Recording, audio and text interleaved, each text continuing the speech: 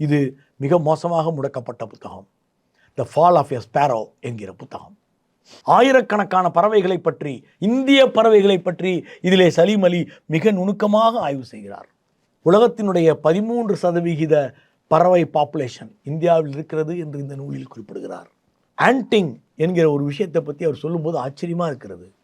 மேற்கு தொடர்ச்சி மலையில் ஒரு குருவி இருக்கிறது. அந்த குருவி என்ன செய்கிறது என்றால், ஒரு கிட்டத்தட்ட 2 மாதங்களுக்கு ஒரு முறை எறும்பு புத்து எங்கு இருக்கிறதோ அங்கு சென்று அந்த புத்தில் அமர்கிறது. அந்த புத்திலே அது அமர்கின்ற பொழுது எறும்புகள் எல்லாம் அந்த உடம்பு முழுக்க போய் அதை கடிக்கின்றன, அதை அனுமதிக்கிறது. அதன் பிறகு எறும்புகள் இறங்கி போய் விடுகின்றன, பறவை பறந்து விடுகிறது. இந்த ஆன்டிங் என்கிற விஷயத்தை ஒரு பறவை ஏன் செய்கிறது என்பது குறித்த நுணுக்கமான சலீம் அலியின் ஆய்வு மிகவும் போற்றத்தக்கது. குயில்கள் கூடு கட்டுவதில்லை என்று நமக்கு தெரியும்.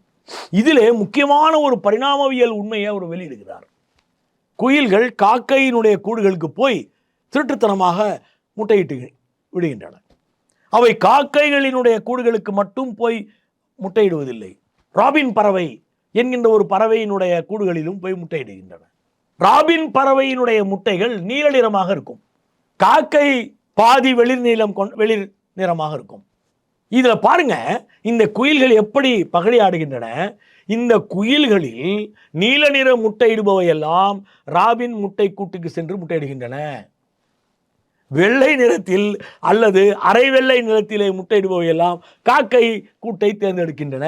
இதை எப்படி அவைகள் கற்றுக்கொண்டன, பரிணாமவியல் என்ன அழகாக அங்கு வளர்ந்திருக்கிறது என்பதை எழுதுகின்ற பொழுது இதையெல்லாம் நம் குழந்தைகளுக்கு சொல்ல வேண்டுமே என்று மனம் துடிக்கிறது. நம் இளைஞர்களுக்கு பேச வேண்டுமே என்று மனம் துடிக்கிறது.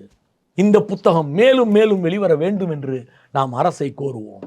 சலீம் அலி என்கிற பெயர்தான் அவர்களுடைய பிரச்சனை. அறிவியல் என்பது பெயர் கடந்தது, மதம் கடந்தது. அறிவியல் என்பது மனிதநேயம் மிக்கது என்பதை அரசு புரிந்து கொள்ளட்டும்.